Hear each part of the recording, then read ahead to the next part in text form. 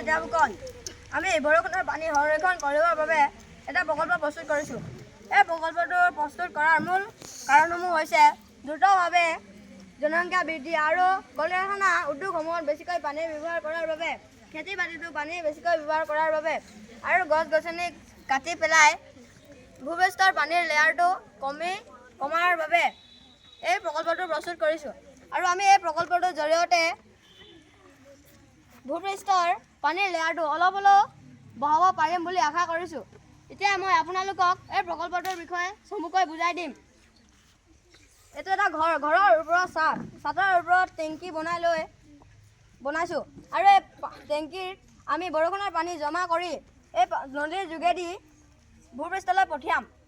আৰু কেতিয়াবা ঘৰত পানীৰ অভাৱ হ'লেও আমি এই নদীৰ যোগেদি অন্য নদীৰ যোগেদিও অন্য কাম কাজত পানী ব্যৱহাৰ কৰিব পাৰিম।